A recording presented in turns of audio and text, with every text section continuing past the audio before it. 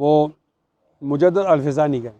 مجدد الفسانی کا تعارف یہ ہے، لڑکا مجدد الفسانی کا تعارف یہ ہے، ان اللہ یبعث علی راس کل مئۃ سنۃ مجددا. ان اللہ یبعث، امام ترمذی کی روایت ہے، اللہ تعالیٰ 100 سالوں میں ایک آدمی کو دین کا مجدد بناتا ہے. یجدد الدین، جو دین کی تجدید کرتا ہے. کیا؟ بہت ساری چیزیں وہاں دین میں شامل ہو جاتی ہیں، وہ آ کر بتاتا ہے کہ یہ توحید ہے، یہ شرک ہے، یہ سنت ہے، یہ بدعت ہے، یہ اسلام ہے اور یہ کفر ہے، یہ جائز اور ناجائز.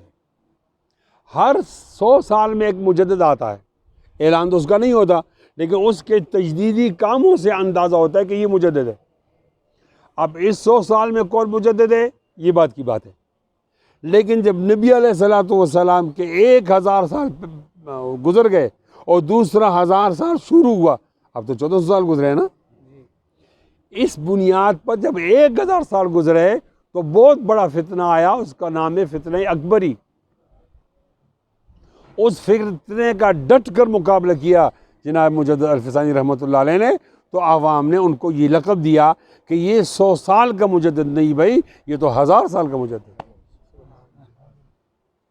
فتنہ اکبری کیا چیز ہے؟ اکبر بادشاہ تھا اور وہ اس تمام علاقے کا بادشاہ تھا، آیا افغانستان سے تھا، یہ مغلیہ خاندان میں سے. تو شروع میں تو ٹھیک آدمی تھا، تہجد پڑھتا تھا، پڑھا نیک تھا.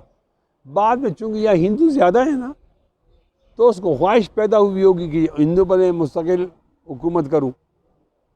تو اس نے ایک نیا دین بنایا. اس میں کچھ عقائد ہندوؤں کو لے لیے اور کچھ عقائد مسلمانوں کے لے لیے. مسلمانوں کو مطمئن کیا مسلمان عقائد سے، اور ہندوؤں کو مطمئن کیا ہندو عقائد سے، اور اس کا نام رکھا یہ دین الہی ہے. اس کا نام رکھا یہ دین الہی ہے. اب جب یہ دین الہی ہے تو اس نے یہ تو نہیں کیا یہ دین میں لے کر آیا ہوں، میں نے بھی یہ تو سے نہیں کہا، لیکن چونکہ ایک دین بنا کر تو وہ لے آیا، لہٰذا بہت بڑا کفر تو ہو گیا.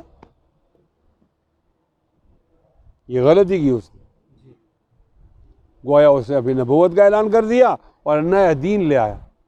ہم اس کو مسلی نہیں کہہ سکتے، ہم اس کو مجدد نہیں کہہ سکتے، ہم اس کو ریفارمر نہیں کہہ سکتے، اصلاح کر کے لائے نہیں کہہ سکتے، اس لیے کہ اسلام اسلام ہے، ہندو مت ہندوازم ہے، یہ دونوں الگ الگ چیز. اس وقت جبر تھا ماحول میں، کوئی عالم، عام آدمی تو بول ہی نہیں سکتا، عالم بھی نہیں بولتا تھا، تعویل کرتے تھے. جس طرح آج کل ہمارے ہاں فوجیوں کا جبر ہے، کوئی فوجیوں کا نام نہیں لیتا. الحمدللہ ہم مجدد کے راستے میں اور خوش. اللہ تعالیٰ میں کامیابی دے گا انشاءاللہ، بادل کا ڈٹ کر مقابلہ کریں. تو مجدد رحمۃ اللہ علیہ نے کھڑے ہو کر کہا، لوگو یہ دین غلط ہے، لوگو یہ دین غلط ہے. اور بادشاہ غلط کہہ رہا ہے. میں کہتا ہوں آج جو ہمارے ہاں سنت کی رونق ہے، اس کی بہت ساری بنیادیں ہوں گی، وجہ ہوں گی، لیکن ایک بنیاد وہ مجدد الفسانی رحمۃ اللہ علیہ، اس نے بدعت کو سنت سے الگ کر دیا، یہ بدعت ہے، یہ سنت ہے. اور شرک کو توحید سے الگ کر دیا، توحید اور شرک کو الگ الگ کر دیا، اسلام و کفر کو الگ کر دیا. حقیقت کے اندر اس کو مجدد الفسانی کہنا چاہیے.